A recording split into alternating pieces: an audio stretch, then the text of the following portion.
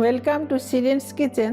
আজকের পর্বে আমি আপনাদের গুড়ের পিনাট চিক্কি বা বাদামের কটকটি তৈরি করে দেখাবো। আর আমার চ্যানেলে এখনও যারা সাবস্ক্রাইব করেননি তাদের নতুন ভিডিও আপডেট পেতে সাবস্ক্রাইব করার অনুরোধ করছি। চলুন তাহলে শুরু করি।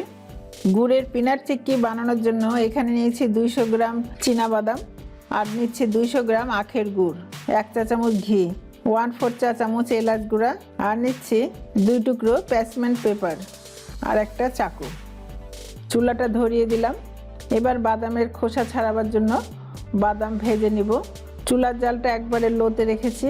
বাদামের রং যেন ঠিক থাকে তার জন্য চুলার হিটটা একটু লোতে রাখলে বাদামের রংটা খুব সুন্দর হবে এবং একটু ধৈর্য ধরে ভাজতে হবে। মাঝে মাঝে চেক করব ভাজা হয়েছে কিনা। হাতে নিয়ে একটু চাপলে খোসা উঠবে। যখন দেখব সব বাদামের খোসা উঠছে, এই পর্যায়ে চুলাটা অফ করে দিচ্ছি। বাদাম ঢেলে নিচ্ছি। একটু ঠান্ডা হলে এইভাবে বেলন দিয়ে বাদামের খোসা পরিষ্কার করে নিতে পারেন, অথবা যে কোনোভাবে পরিষ্কার করে নেবেন। এখন গুড়ের পিনাট চিক্কি তৈরি করার জন্য ফ্রাইং প্যান চাপিয়ে চুলাটা ধরিয়ে দিলাম। দিচ্ছি 1 চা চামচ ঘি, আর দিচ্ছি 200 গ্রাম আখের গুড়। মেজারিং কাপের 1 কাপ। গুড়টা গলার সুবিধার জন্য 1/4 কাপ পানি দিচ্ছি।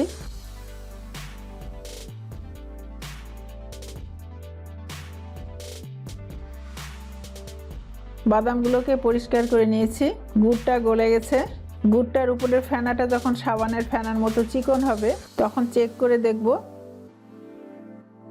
এই পর্যায়ে চুলাটা লোতে রেখেছি। পানির মধ্যে একটু গুড় দিচ্ছি, জমাট বেঁধে গেছে। এবারে চুলাটা অফ করে দিচ্ছি। পিনাটগুলো ঢেলে দিচ্ছি। এবারে ভালোভাবে নাড়ছি। আধা মিনিটের মতো নাড়ব এবং জালটা লোতে রাখবো। পিনাট চিক্কি হয়ে এসেছে। এখন ঢেলে দিচ্ছি। প্যাসমেন্ট পেপারে আগে ঘি লাগিয়ে নিয়েছি। আপনারা ইচ্ছা করলে কাঠের পিঁড়িতে অথবা ট্রেতে ঘি লাগিয়ে করতে পারেন। চারদিক চাকু দিয়ে চারকোনা করে নিচ্ছি।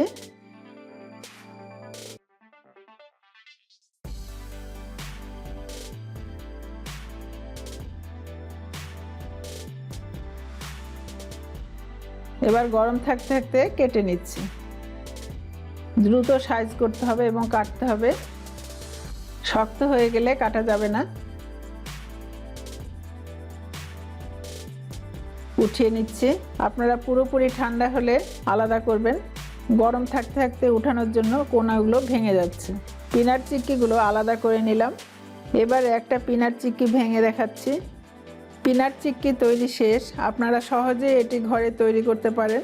কোনো প্রশ্ন থাকলে লিখবেন। আপনারা ভালো থাকেন। ধন্যবাদ।